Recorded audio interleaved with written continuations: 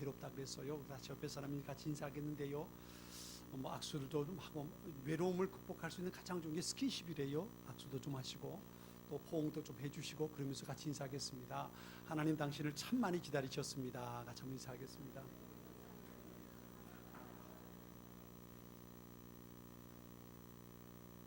김은미 권사님 좀 안아줘요. 그래요. 하나님께서 우리를 기다리셨습니다. 그래서 좋은 자리, 은혜의 자리로 인도하심을 믿습니다. 네, 오늘 오후에 이제 우리 교육자 수련회를 우리 전사님하고 둘이지만 설악산을 가려고 해요. 먼저부터 계획을 해놨었는데 워낙 추위 미리 숙소를 예약해놔서 바꿀 수가 없어서 그냥 다녀오려고 합니다. 혹한기 훈련이 될 것 같은데 설악산에도 좀 올라가고 물속에는 안 들어갈 거예요. 물속에는 안 들어갈 텐데 다녀오려고 합니다. 여러분 잊지 마시고 같이 기도해 주시고요. 잘 마치고 좀 쉼도 좀 누리고 우리 전사님하고 얘기도 좀 많이 하고 그리고 돌아오려고 합니다. 잊지 마시고 여러분 같이 기도해 주시길 바라고요. 그래서 내일 새벽 기도를 우리 저와 이 전사님이 없어서 어느 분에게 맡길지 오늘 일단 말씀을 드리려고 부탁을 좀 드려야 되겠는데 빈자리를 여러분 잊지 마시고 새벽 기도 시간 함께 채워주시기 바랍니다. 예배 마치고 하는 말씀 나눔 속으로 다시 한 말씀을 드립니다. 인도자가 서빙을 하는 겁니다. 우리 인도자 한번 손 들어보세요. 우리 주보 가운데 빨간 글씨로 되어 있는 사람 한번 손 들어보세요. 번호표에 빨간 글씨 한번 지금 확인해 보세요. 주보에 그 번호표가 빨간 번호로 되어 있는 사람 한번 손 들어보세요. 왜 두 분밖에 안 계시죠? 네, 두 분밖에 안 계시는데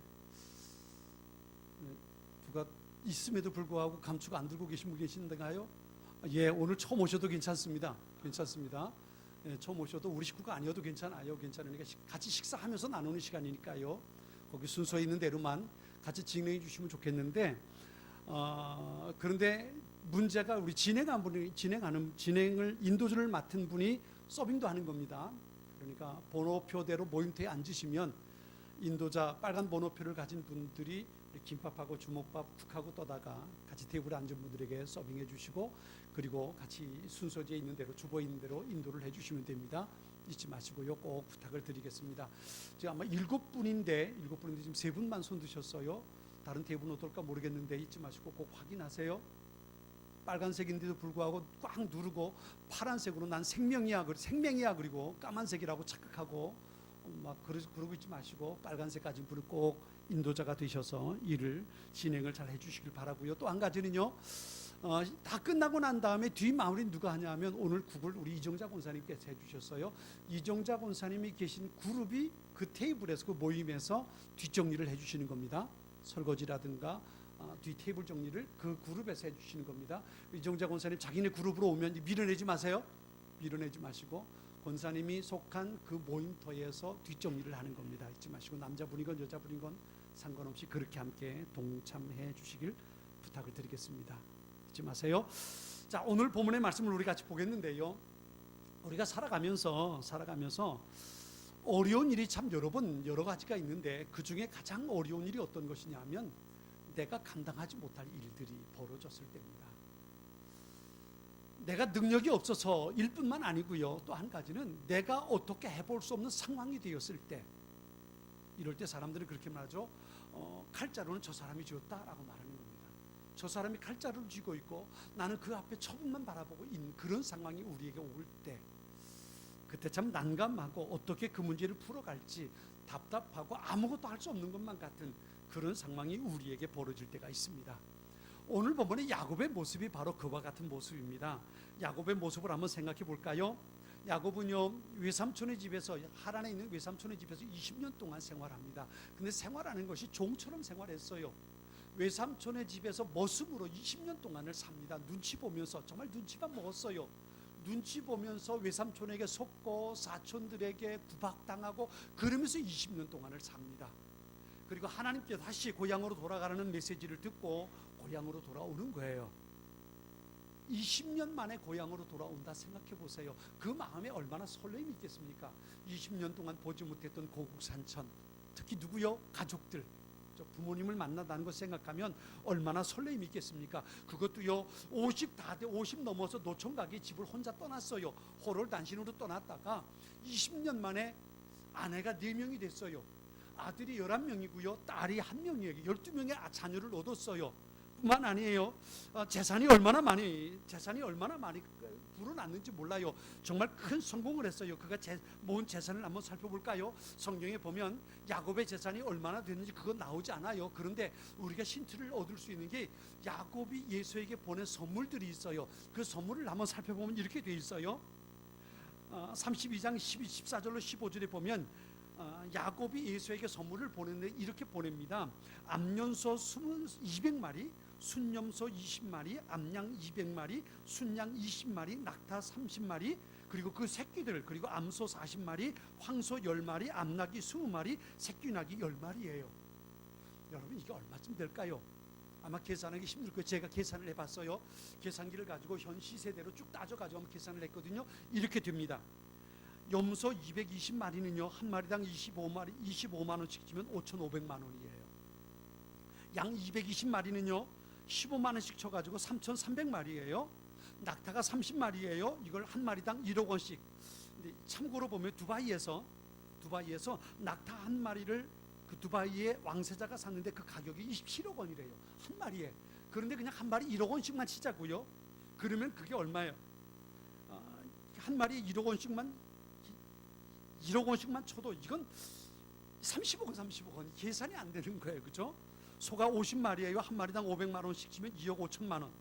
낙이 30마리 200만 원씩 쳐가지고 6천만 원. 그 다음 그러니까 예수를 위해서 준비한 선물만 33억 9,800만 원이에요. 이거 우리 식으로 계산한 액수입니다. 그 34억이 되는 돈을 예수를 위해 선물을 생각해 보세요. 만일에 자기가 가지고 있는 재산의 절반을 준비했더라면 2배가 되는 거예요. 그러면 68억이에요. 야곱의 지금 재산이요. 만일에 3분의 1을 선물로 주었다면 야곱의 재산은 101억입니다.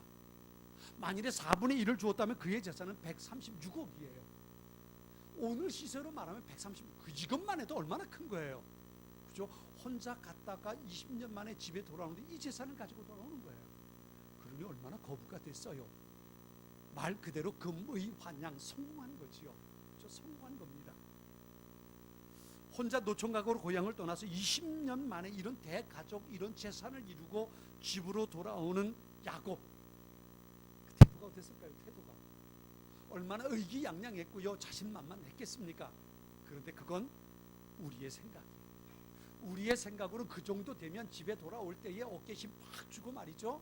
빤빠란 나팔 불면서 그리고 돌아올 만한데, 그런데 야곱의 상황은 지금 그렇지 못하다는 거예요. 32장 7절에 보면 그 야곱의 마음을 이렇게 표현해서 심히 두렵고 답답할 지경이라고 했어요. 마음이 두렵고 답답해서 미칠 지경이라는 거예요. 도대체 왜 그럴까요? 왜 이런 문제가 있을까요? 비록 출세하고 고향으로 돌아오고 있지만 하나도 즐겁지 않고 설레이지 않는다는 거예요. 오히려 가슴이 답답하고 두려움에 사로잡혔다는 겁니다. 왜냐하면 형 에서를 만나는 것 때문에 그래요. 아버지 어머니를 만나는 건 좋은데 형 에서를 만나야 돼요. 그 형 에서를 만나는 게 야곱의 마음속에 두려움을 갖게 되는 겁니다. 32장 6절에 보면 동생 야곱이 돌아온다는 소식을 듣고 이 형 에서가요 400명의 군대를 데리고 마중 나옵니다. 동생 야곱을 만나서 뭐 하자는 거예요? 야곱을 죽이겠다는 겁니다. 왜 그래요? 왜 그렇습니까?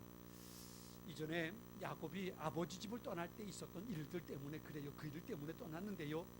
야곱이 형 에서에게 잘못한 게 두 가지가 있어요. 그게 뭐냐면 첫 번째는 팥죽 한 그릇 주고 형에게서부터 장자의 권한을 빼앗았어요.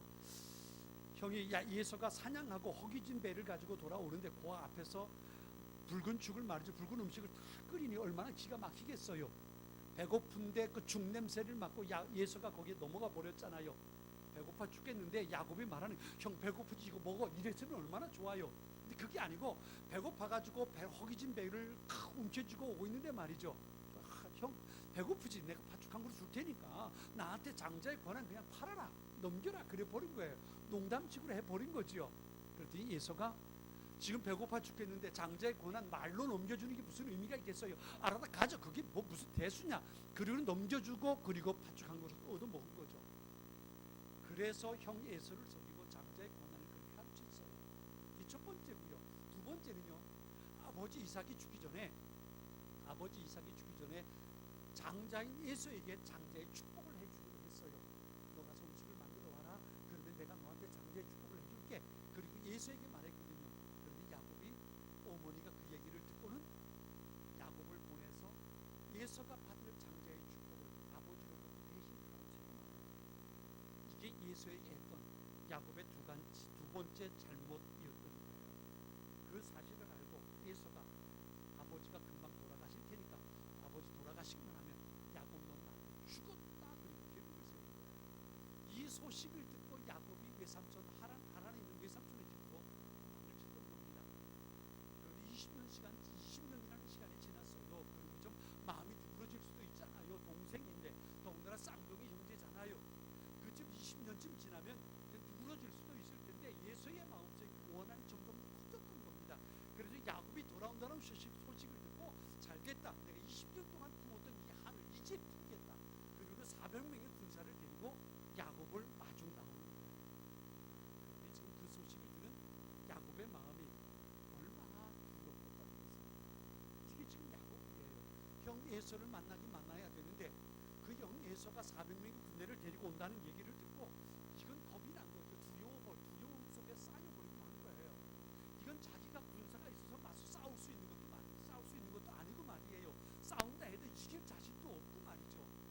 그러니 얼마나 두려웠겠어요. 이건 정말 칼 잡고 누가 죽이는 거예요. 예수가 죽이는 겁니다. 야곱으로서 아무것도 할 수 없는 거예요. 아무것도 할 수 없는 겁니다. 이게 지금 야곱이 당면한 문제예요. 자, 도대체 이런 문제 앞에서 어떻게 문제를 풀어가야 될까요? 문제 해결의 열쇠는 야곱에게 있는 것이 아니라 에서에게 있어요. 나는 아무것도 할 수 없는 거예요. 다만 에서가 어떻게 할지 처분만 기다릴 수밖에 없는 그런 상황 속에 있단 말이에요.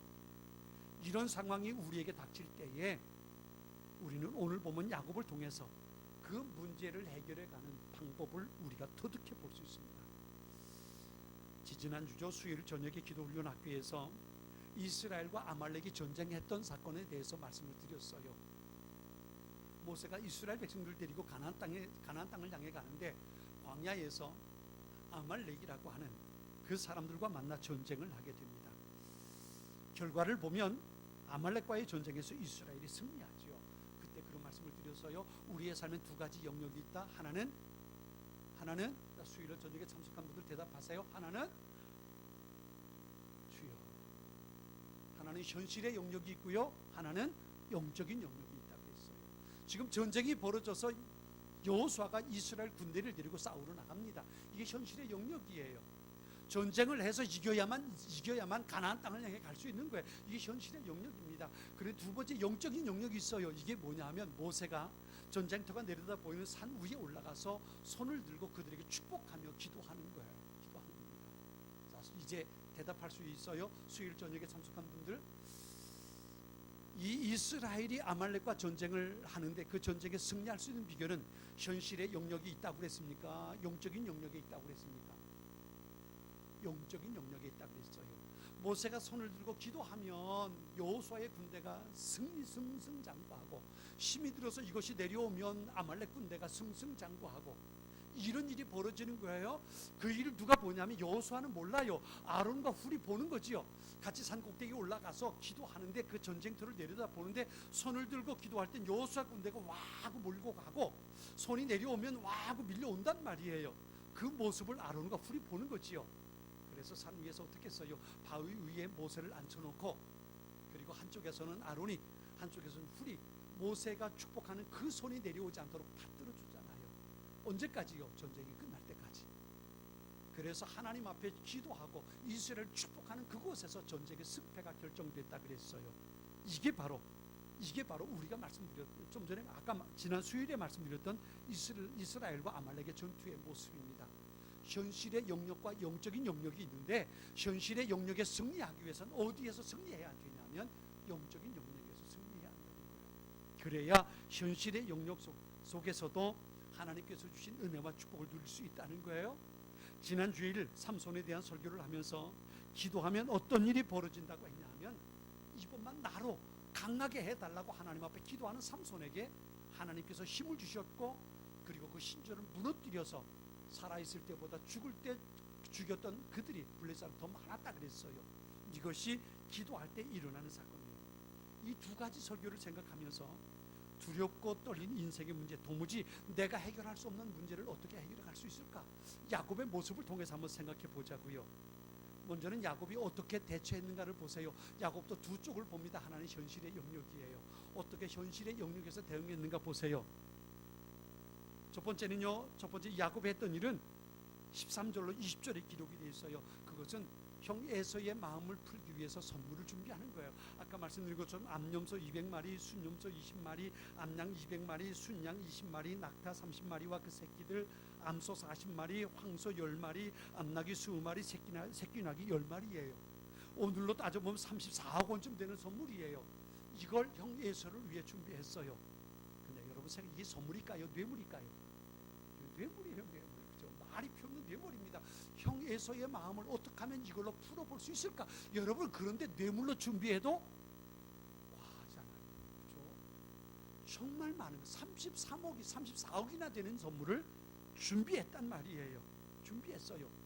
말씀드렸듯이 승리의 요인은, 문제 해결의 요인은 현실에 있지 않고 영적인 영역에 있다 그랬어요.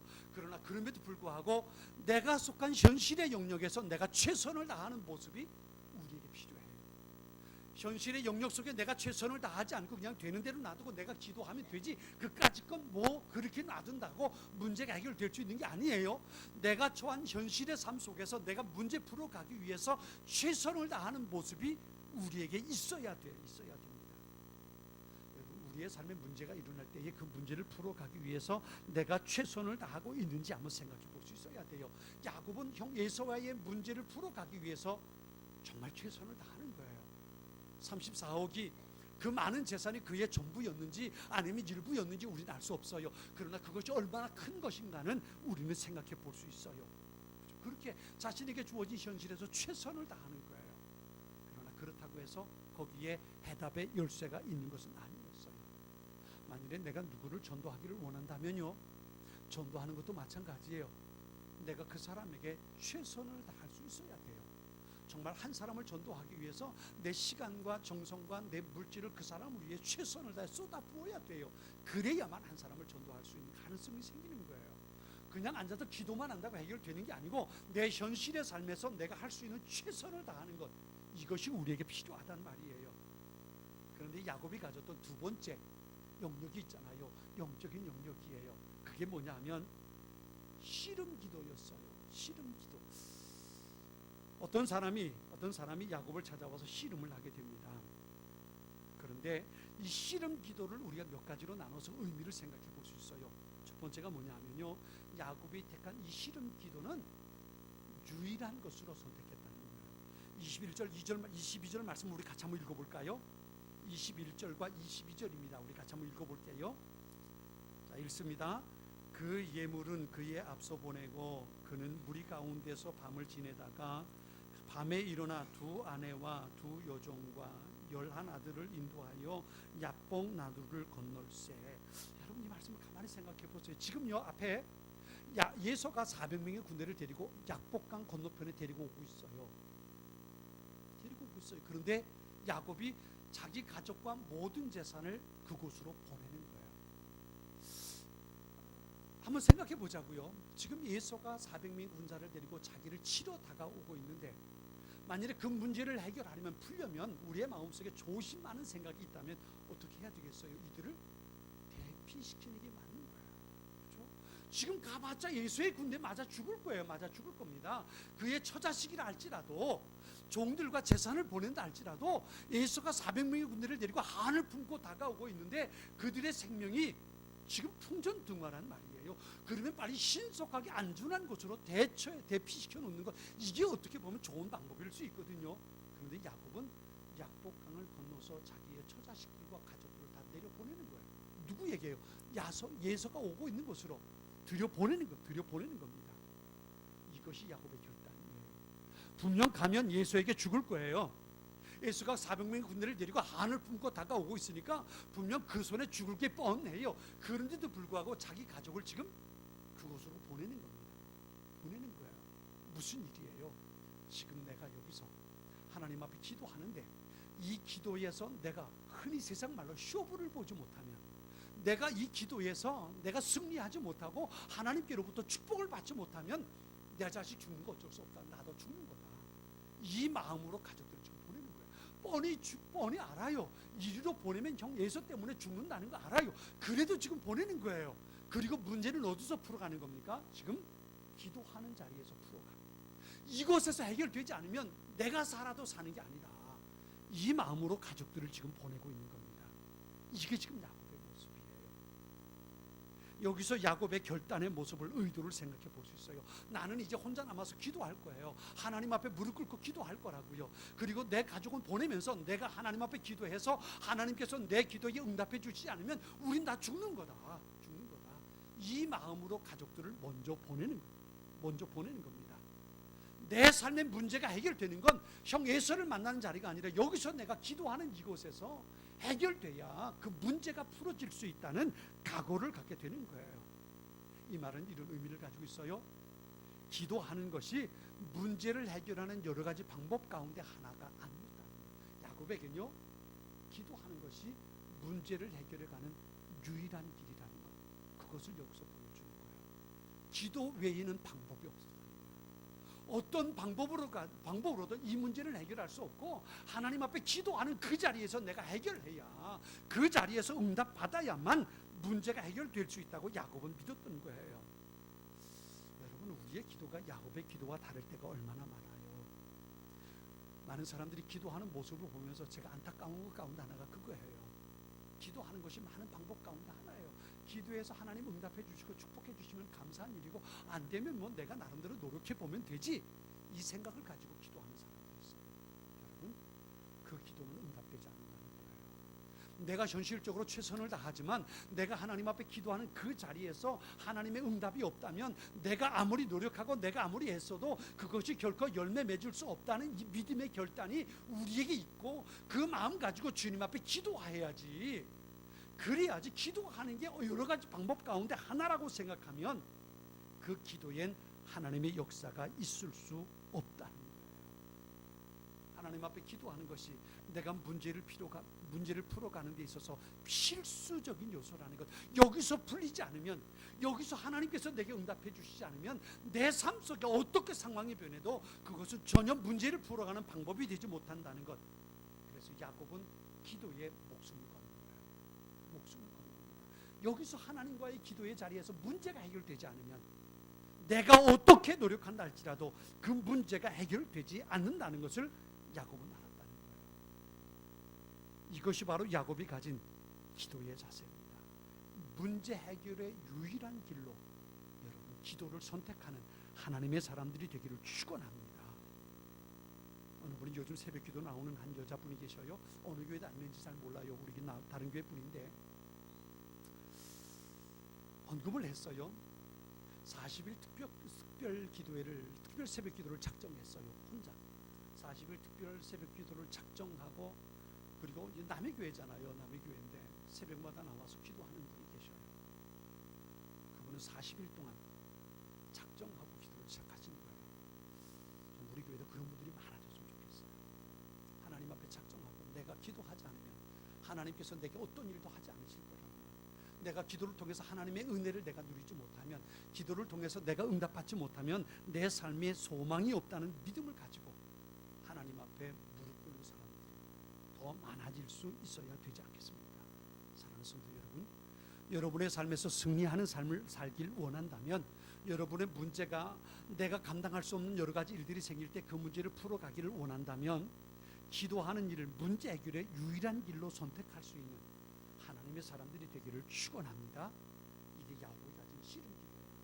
두 번째는요, 응답받을 때까지 야곱은 기도하기 시작했어요. 24절 25절 말씀 우리 같이 한번 읽어볼까요? 24절과 25절입니다. 자, 같이 읽습니다. 야곱은 홀로 남았더니 어떤 사람이 날이 새도록 야곱과 씨름하다가 자기가 야곱을 이기지 못함을 보고 그가 야곱의 허벅지 관절을 치매 야곱의 허벅지 관절이 그 사람과 씨름할 때에 어긋났더라. 아멘. 기도를 문제 해결의 유일한 길로 선택한 사람은 이렇게 기도하는 거예요.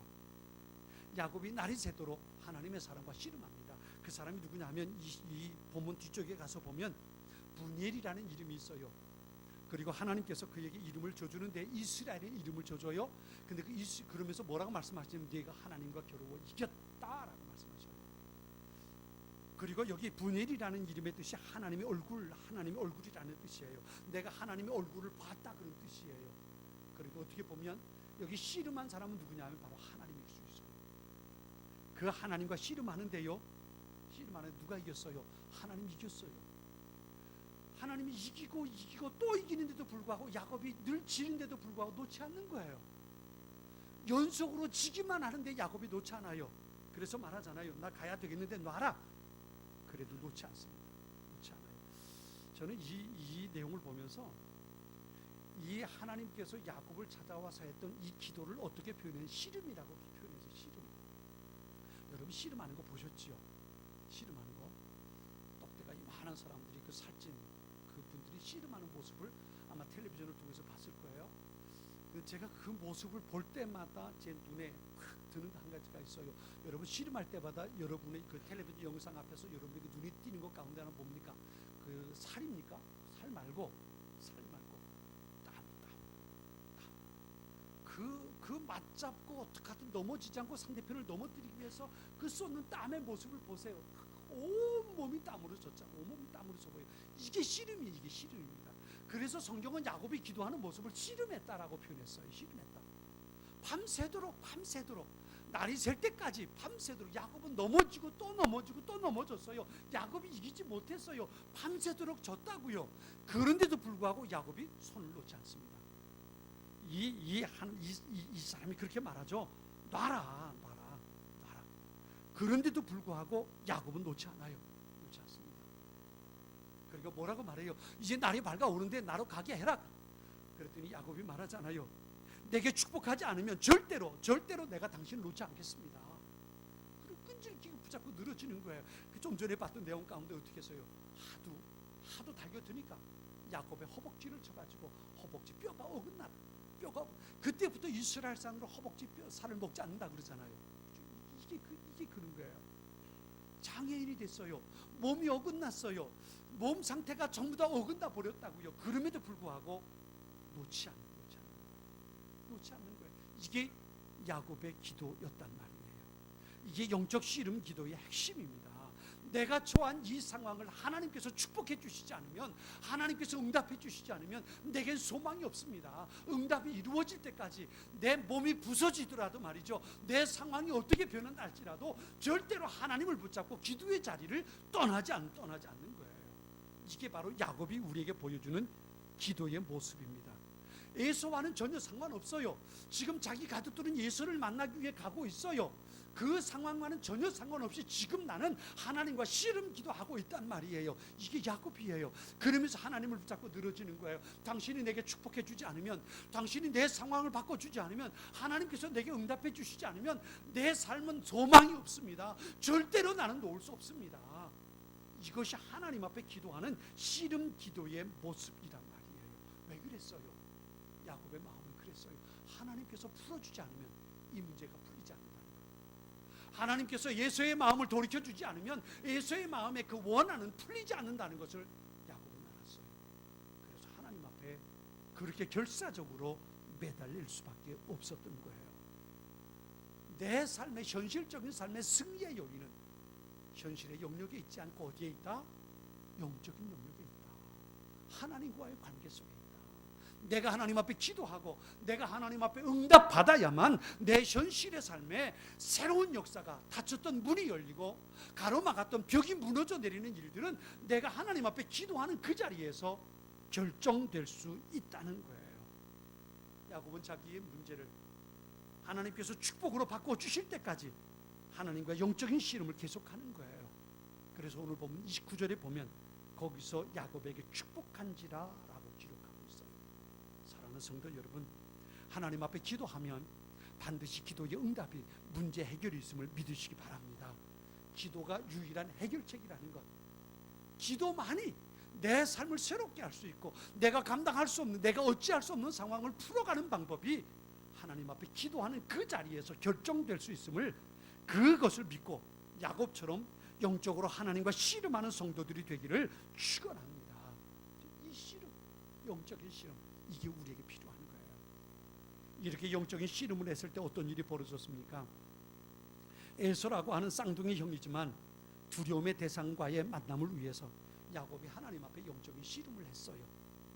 말 그대로 힘겨운 씨름이었습니다. 밤새도록 넘어지고 자빠지고 깨지고 던져지고 밤새도록 그랬어요. 그럼에도 불구하고 하나님을 놓지 않으니까 나중엔 허벅지 뼈까지 쳐가지고 뼈가 부러졌어요. 장애인이 됐어요. 쩔뚝거리게 됐어요. 그래도 하나님 앞에 그 씨름을 멈추지 않았어요. 이 씨름에서 승리한 결과가 두 가지예요.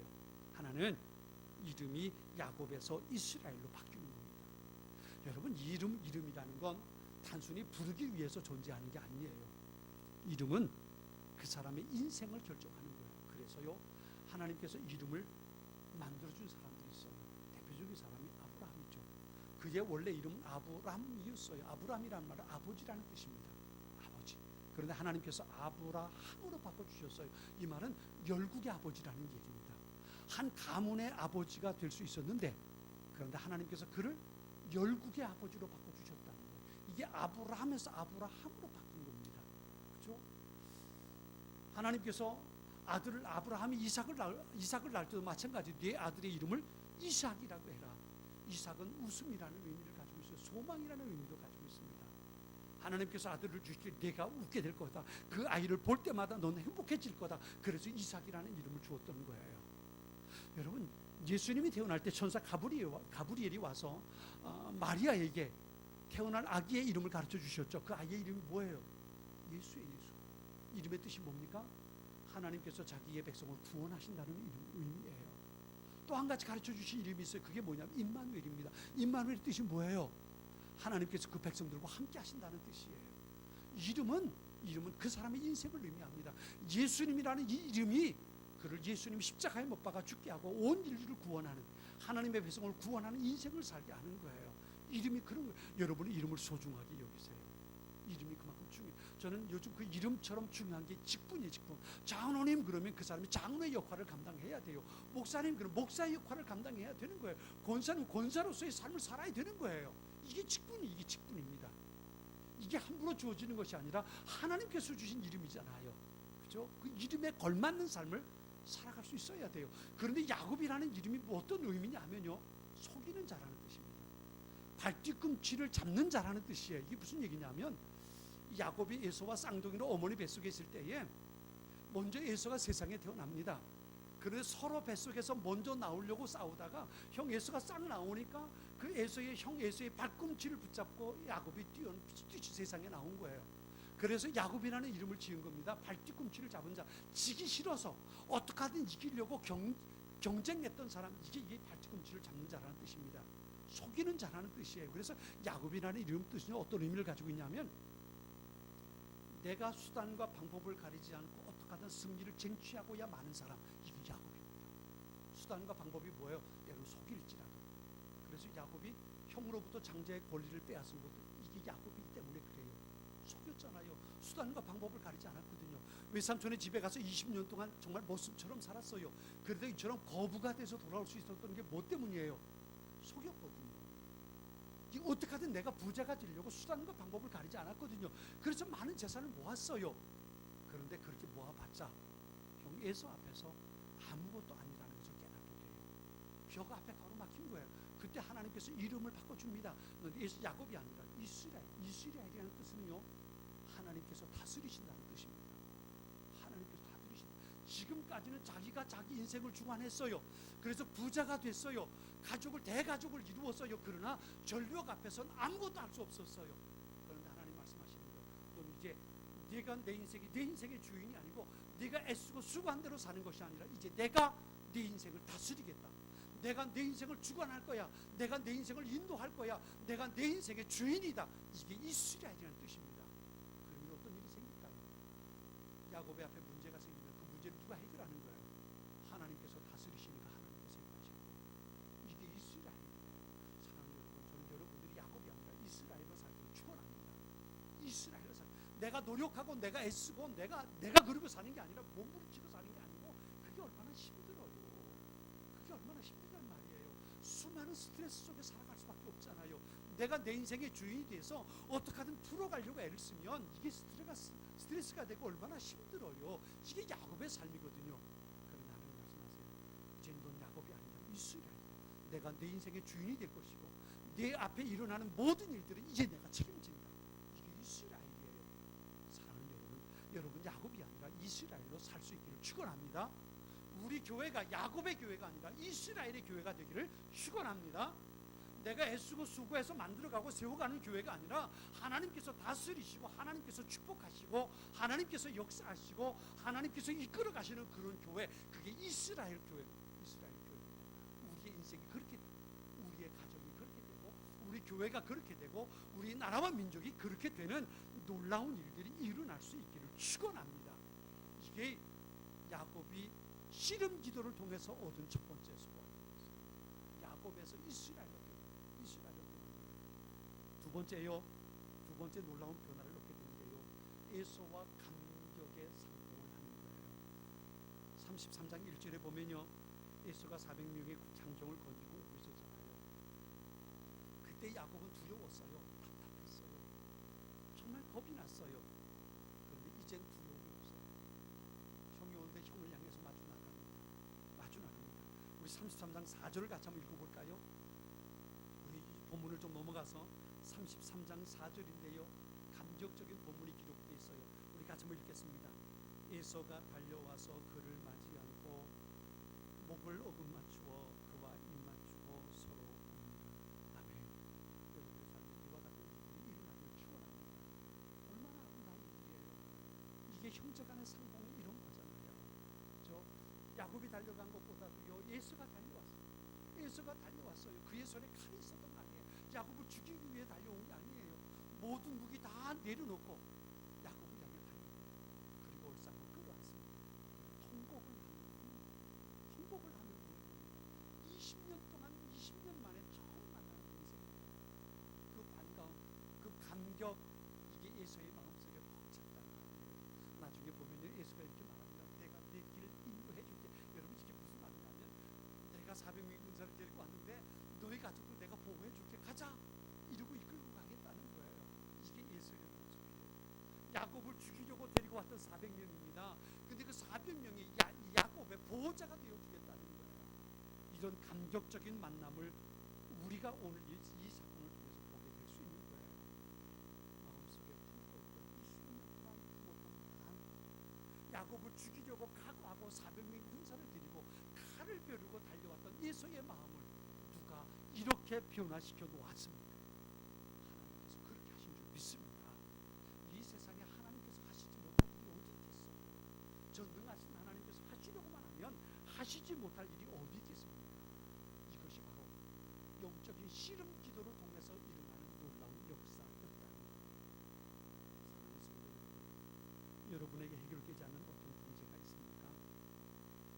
여러분의 기도와 야곱의 기도에 어떤 차이가 있는지 생각해 보시기 바랍니다. 왜 야곱의 기도는 하나님께 응답되고 내 기도는 응답되지 못하는지.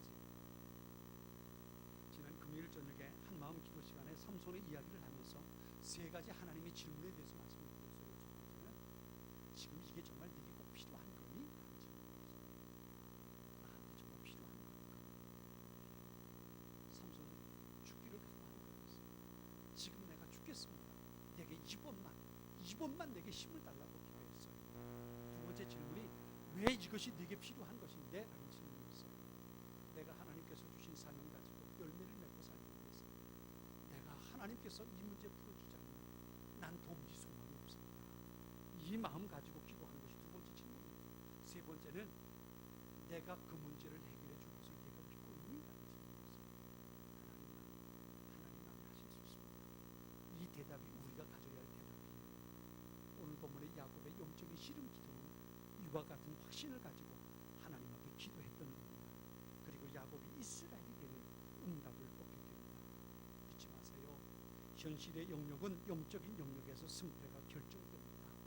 지금 나의 문제는 하나님 앞에 무릎 꿇을 때에 판가름 나게 될 것입니다.